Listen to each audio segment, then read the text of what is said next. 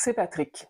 Aujourd'hui, j'aimerais qu'on aborde la responsabilité et plus précisément ce qu'on pourrait appeler l'externalisation de la responsabilité, particulièrement chez l'ego psychologique ou même chez l'être en progression de conscience.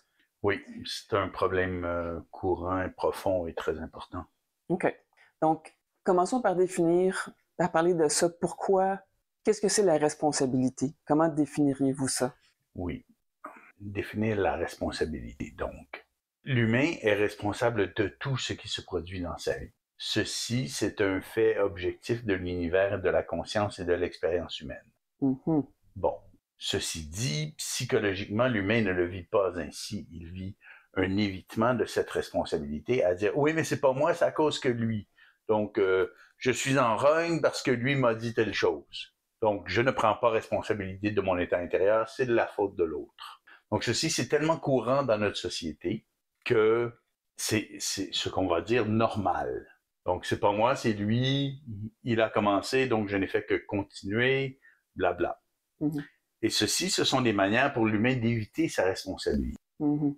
Mais pourquoi l'humain évite-t-il la responsabilité pour ses propres événements? Mm-hmm. Voilà la question. Et la réponse, c'est qu'il est manipulé à le faire. Parce que ce faisant, l'être évite de prendre le contrôle sur son événementiel, évite de se donner à lui-même le contrôle sur son événementiel. Pourquoi?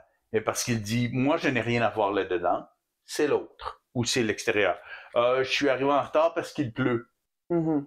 Donc, c'est pas de ma faute, moi, j'ai rien à voir là-dedans, je suis qu'une victime. Donc, le complexe de la victime vient facilement avec ceci. OK. Et c'est une autre façon, si on veut, de ne pas prendre responsabilité. Mm-hmm. Donc, pour définir la responsabilité, nous pourrions dire que la responsabilité, c'est le fait de reconnaître que nous sommes l'auteur et le sujet de notre expérience de vie sur Terre. OK. Très intéressant. Donc, nous sommes à la fois l'auteur et le sujet. Donc, nous faisons l'expérience, mais nous créons cette expérience. Et la conscience, qu'est-ce que la conscience? C'est de lier les deux, de rejoindre le fait de faire l'expérience de cette incarnation avec le fait d'être le créateur de cette incarnation. Donc, l'être qui rejoint ces deux bouts, c'est ce qu'on va dire un être conscient. Et là, les gens vont dire, oui, mais moi, je rejoins les deux bouts, je sais que je suis l'auteur, et je fais l'expérience et donc je suis conscient. OK. Donc, ce qu'on veut dire par ceci, parce qu'il faut le raffiner un peu, parce que connaître les mots de la chose, ce n'est pas être conscient de la chose. Mm-hmm. Mm-hmm. Donc, connaître le fait que les grands maîtres, par exemple, les maîtres zen disent « Ah, mais vous êtes le créateur de votre vie. » Je ne sais pas si les grands maîtres zen le disent, mais ou les hindouistes disent « Ben, le karma, donc, vous appartient, écrivez votre événementiel, donc ça vous appartient. » Bon. Mm-hmm. Mais ce sont des mots, ce sont des croyances, ce sont des idées. Ce n'est pas une réalisation avec la clarté du cristal et du soleil lors d'une journée d'hiver très froide. Cette clarté qu'on ne connaît que dans les pays très froids, où lorsque l'hiver, le soleil aveugle, non pas parce qu'il est proche, mais parce l'air est tellement cristallin que tout passe. Et c'est ce type de réalisation très profonde jusque dans les tripes, jusque au cœur de la cellule, que je crée ceci et je fais l'expérience de ceci. Donc, ce savoir doit être aussi profond que le savoir du besoin d'oxygène. OK. Donc, on ne pense pas au besoin d'oxygène, mais on le sait qu'on a besoin d'oxygène, parce que si on le coupe, on s'en rend compte rapidement qu'on en a besoin. Bon. Oui. Et c'est à ce niveau qu'on doit savoir que l'on est le créateur et l'expérimentateur de cette incarnation. Parce que savoir que un philosophe a déjà dit « Ah, nous sommes les créateurs de nos existences et nous en faisons l'expérience », ce sont des mots vides, ce sont des croyances vides, ce n'est que de l'imaginaire, ce n'est pas au même niveau que le besoin d'oxygène.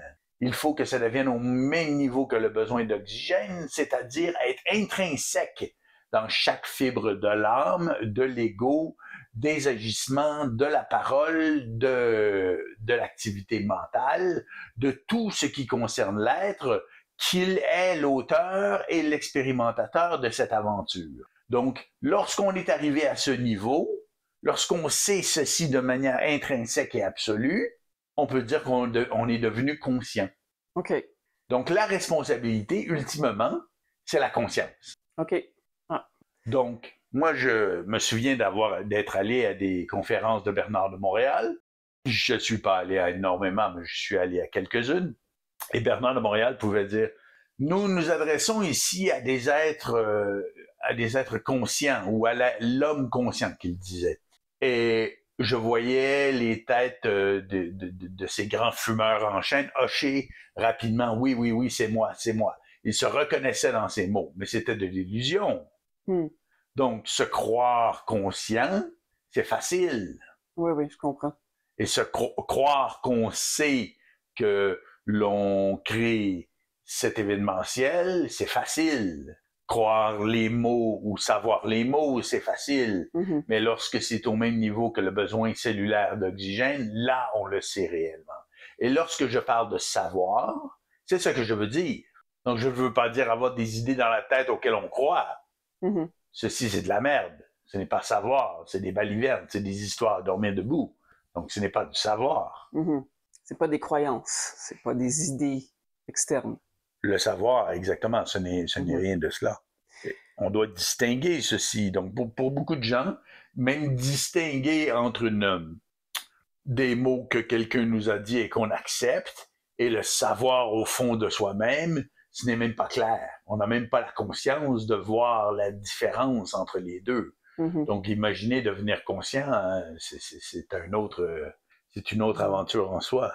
OK, donc la responsabilité est vraiment au cœur de la conscience, en tout cas, de l'atteinte de la conscience ou de la conscience elle-même.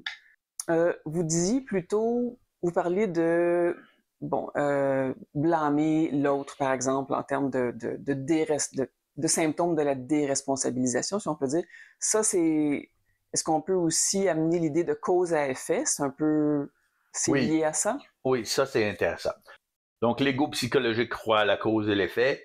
Il croit surtout que lui, il n'a que les effets et il n'est pas la cause. Qu'est-ce à dire? C'est-à-dire que aujourd'hui, nous sommes en 2024 et la déresponsabilisation plutôt est devenue endémique. Qu'est-ce que ça veut dire endémique? Ça veut dire partout, tout le temps.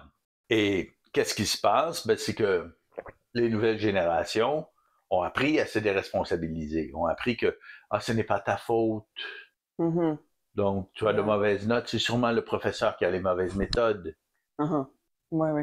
Donc, on est passé des enfants rois aux enfants qui sont des victimes.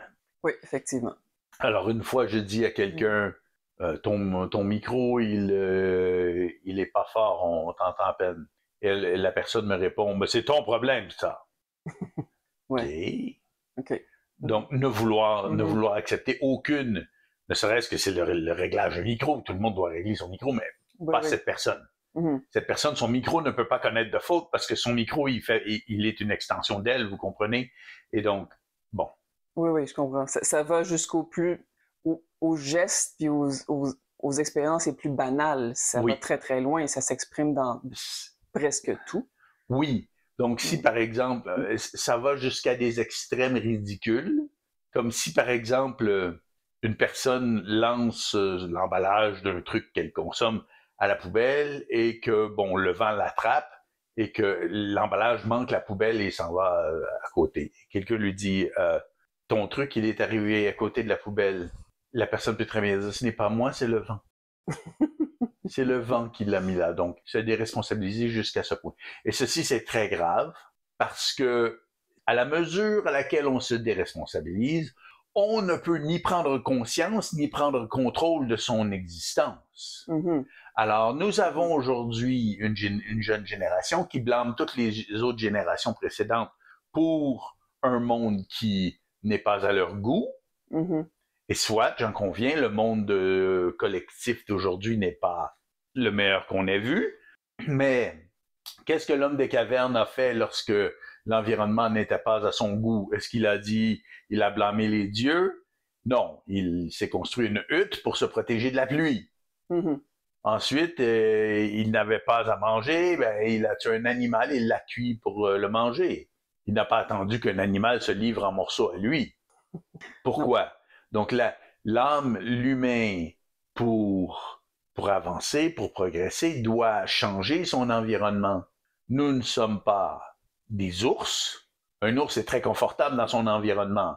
Il a 10 cm de gras autour, en dessous de la peau, et un autre 10 cm de fourrure très dense par-dessus la peau. Mm-hmm. Lui n'a pas besoin de changer son environnement pour être bien. Mais pour l'humain, c'est le contraire. Donc, nous devons changer notre environnement, c'est-à-dire changer le monde, c'est-à-dire changer ce qui se passe dans nos vies pour être bien dedans. Mm-hmm. C'est nos vies que nous devons mouler à notre identité réelle pour être réellement bien dedans. Et ceci, on ne peut le faire que si on prend responsabilité pour son expérience, pour ses conditions de vie. Alors, oui, une génération peut dire, oui, mais nous avons hérité un monde plein de chômage, nous n'avons pas de prospect d'avenir. Mais je veux bien, oui, c'est une difficulté, mais les autres générations également ont eu des difficultés. Mm-hmm. Donc, chaque génération a ses difficultés et ce qui différencie une génération de l'autre, c'est beaucoup plus la façon de se relever les manches et de passer à l'action ou de blâmer une autre génération et de dire, ben moi, tout m'est dû parce que vous avez fait de mauvaises choses. Mm-hmm. Bon, donc, ceci, ça ne permet pas à l'être d'avancer et de prendre contrôle de son existence. Mais plus que ça, les gens qui ont du grand succès, entre guillemets, bon, je ne suis pas un vendeur de succès parce que le soi-disant succès, c'est de la merde. Ça ne mène pas à la plénitude. La plénitude, c'est ce qui m'intéresse. Mais les gens qui ont du succès financier, en affaires, etc., ils disent tous de se considérer responsables de tout ce qui se produit dans leur vie. Ah oui? C'est la chose qu'ils ont tous en commun, c'est qu'ils disent « je me considère absolument responsable de tout ce qui se passe dans ma vie. » Donc, ce ne sont pas des êtres conscients. Mm-hmm. Et ce ne sont jamais des êtres conscients. Parce que des êtres conscients sur Terre, il y en a, pour ainsi dire, pas. Donc, ce ne sont pas des êtres conscients, mais ce sont des êtres qui ont, d'une façon simple, accepté la responsabilité de ce qui se produit dans leur vie. Non pas qu'ils s'accusent eux-mêmes des torts d'avoir créé, par exemple, les difficultés qu'ils ont. Mm-hmm. Ce n'est pas ce dont il s'agit. Ce dont il s'agit, c'est accepter que les conditions présentes sont bel et bien là, au point où c'est leur responsabilité d'en prendre... de les changer ou de les ajuster à leurs besoins. Donc, donc c'est une façon simple de prendre responsabilité, c'est de dire, ben, c'est à moi de changer. Donc, j'ai ceci, c'est à moi de le changer. Et ainsi, ils prennent responsabilité, ils acceptent la responsabilité des conditions dans leur existence, et ceci fait d'eux des êtres très efficaces, ce qui leur donne ce succès. Mm-hmm.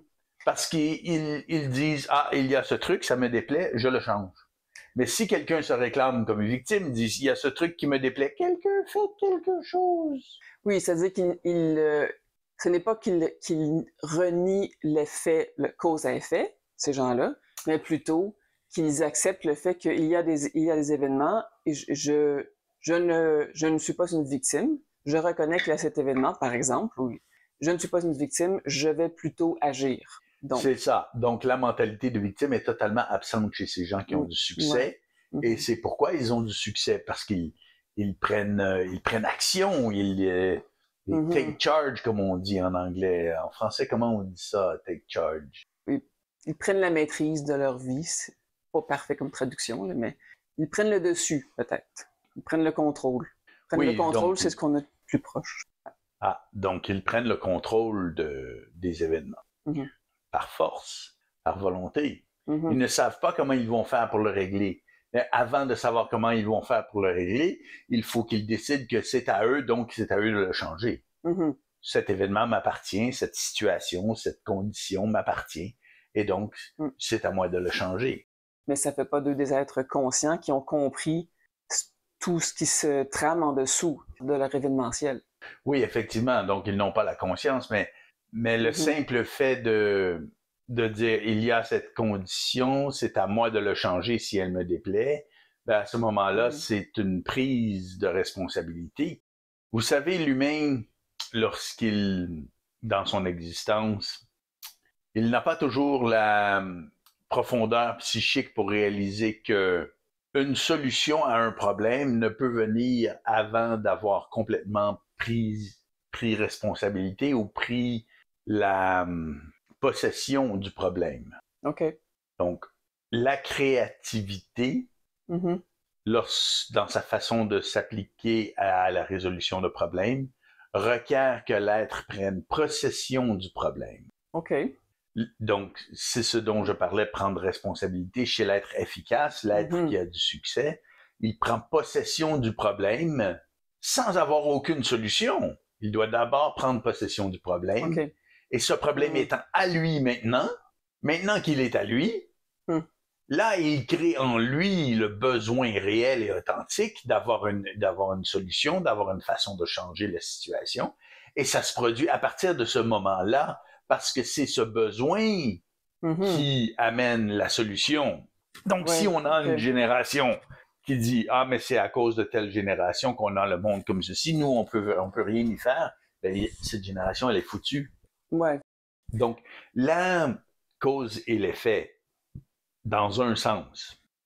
Donc, on peut y croire, et si on prend possession du problème, on aura pour conséquence de cette cause la faculté de le résoudre éventuellement. Bon, ça prend d'autres causes pour obtenir cet effet. L'autre cause étant la décision de le résoudre, une autre cause étant mettre de la volonté dans le fait de le résoudre. Bon, si on pense de cause à effet, donc on peut le voir ainsi. OK.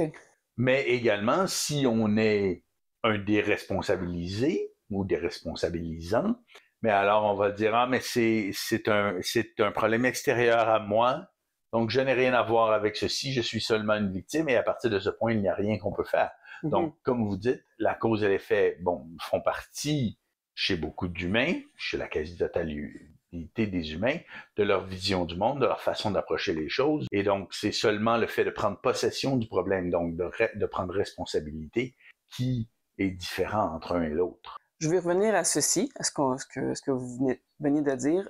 Mais avant ça, je veux juste revenir sur la cause et l'effet, dans le sens que, diriez-vous que c'est ça c'est le fait que l'être humain ait adopté cette manière de voir son expérience qui fait en sorte qu'il l'empêche de prendre réellement responsabilité et donc de devenir conscient? Non. Non? OK. Non.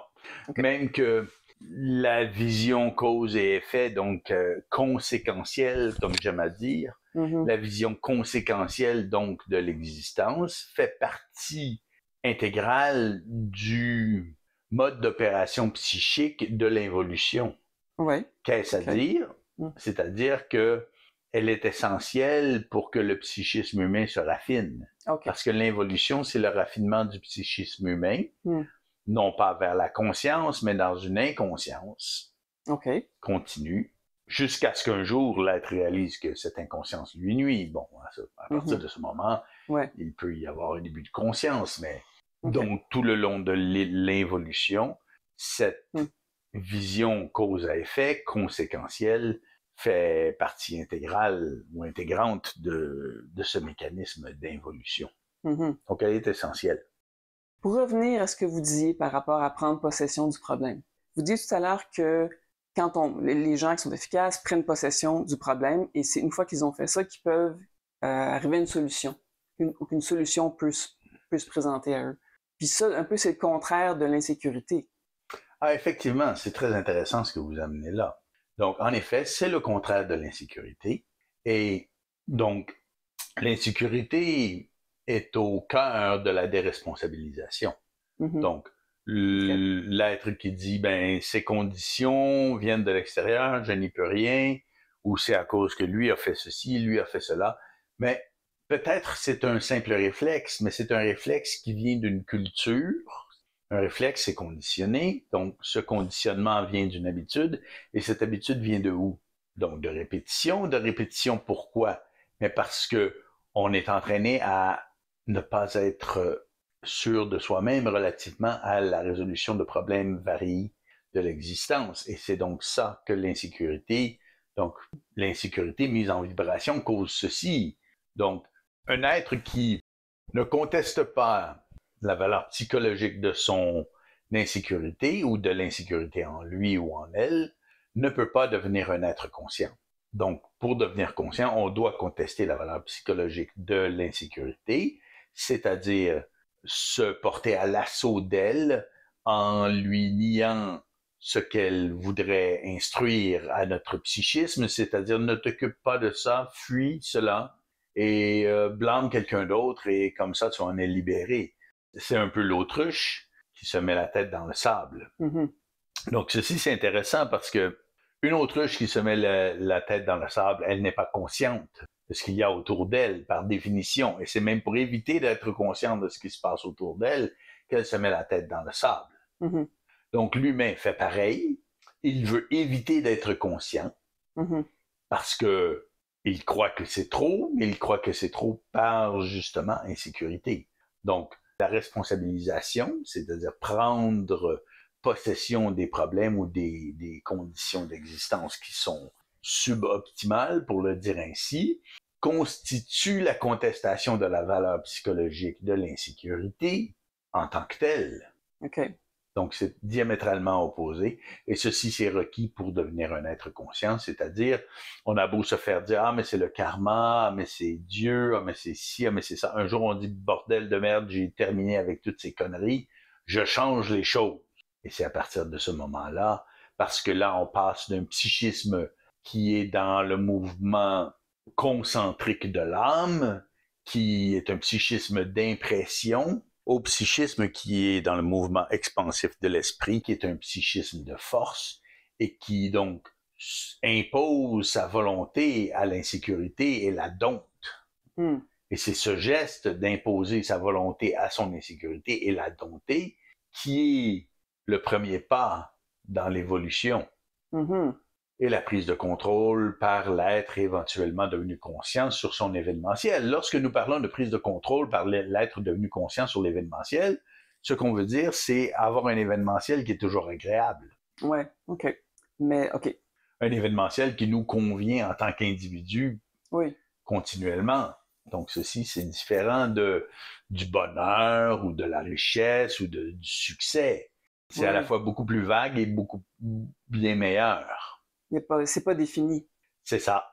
Ce n'est pas défini parce que ce n'est pas aux aspects psychologiques de l'ego de définir ce qui est bon pour l'être en entier. Mm-hmm. OK. Donc, l'être en entier doit décider donc ce qui est bon dans l'événementiel pour l'être en entier et non pas ce qui convient aux caprices psychologiques d'un ego inconscient. Mm-hmm. D'accord. Donc, dès lors qu'on peut prendre cette responsabilité et avancer dans l'inconnu, c'est un peu ça. On a déjà, je crois, un petit peu... Définitivement. Donc, ce que je disais que ce n'est que en prenant possession donc du problème qu'on peut finir par avoir une solution.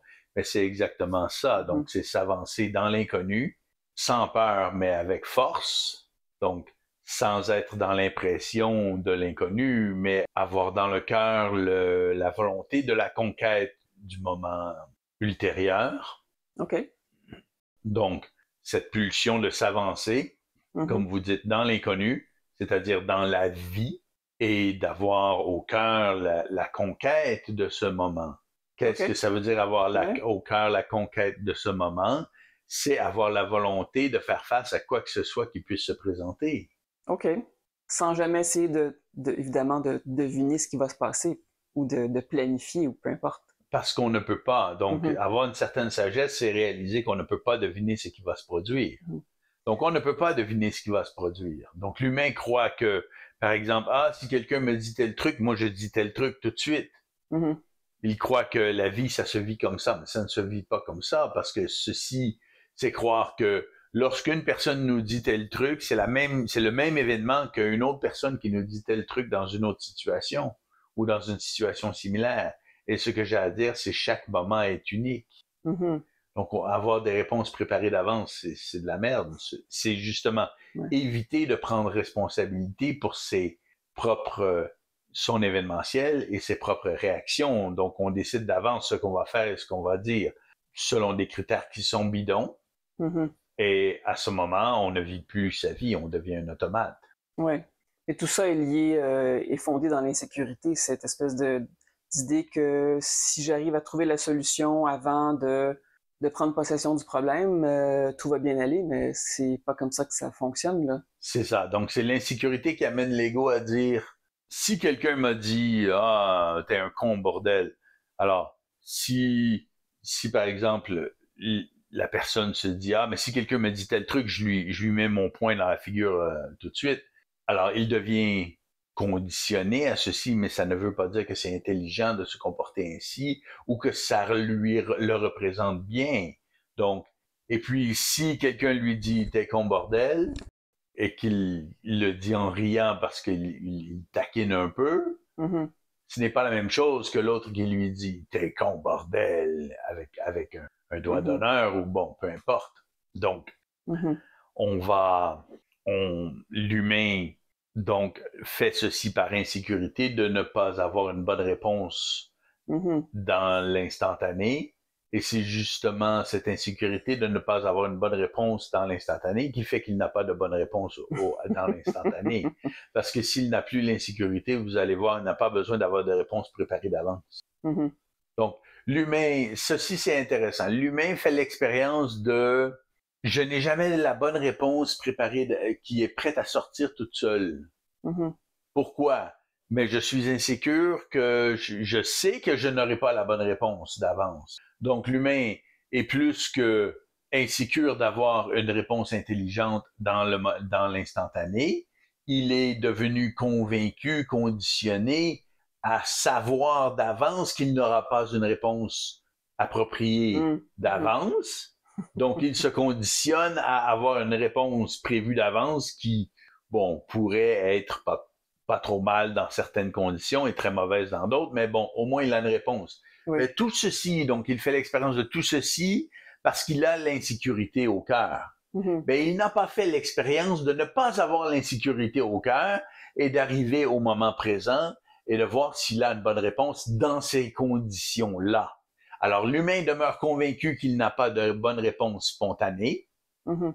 mais il a toujours eu cette insécurité qui sabote sa faculté d'avoir une bonne réponse dans le spontané. Mhm. Et un jour, dans sa progression vers la conscience, il va devoir vaincre cette insécurité et réaliser qu'il a parfaitement la faculté d'avoir d'excellentes réponses dans l'instantané ou dans le spontané, lorsque cette insécurité d'avoir une bonne réponse dans le spontané est ôtée. Mhm. Donc, Ouais. c'est la manifestation du paradoxe luciférien, qui est on est empoisonné par cette mentalité satanique de je suis faible, je suis pauvre, je suis insuffisant, blablabla. Donc, d'être insécure. Et cette insécurité, ce poison, ce satané poison, en termes littéraux, qui est au cœur de l'humain depuis la chute adamique, ben, l'être fait seulement l'expérience de son existence à partir de ceci. Donc, en prenant ceci comme fondement de son Mhm. expérience, parce que c'est partout, c'est endémique, cette satanée mentalité, Mhm. et donc, elle teinte toute l'expérience de l'humain. Et si l'humain l'ôte un jour, et ceci c'est requis pour devenir conscient, ben on réalise qu'on a toujours eu la faculté d'avoir des réponses fantastiquement intelligentes dans l'instantané, spontanément, pourvu qu'on ôte cette insécurité. Mais puisqu'elle est là, elle est endémique, on ne sait pas Mhm. et on continue comme si on était des imbéciles. Mhm. Mhm. Donc, Ouais. on a fait l'expérience de la vie avec cette insécurité, mais on n'a Mhm. pas fait l'expérience de la vie sans cette insécurité. Et donc, les gens sont convaincus que cette insécurité, elle est nécessaire puisqu'elle est vraie. Elle est vraie dans le sens qu'elle dit, tu n'as pas la faculté de créer une réponse intelligente dans l'instantané.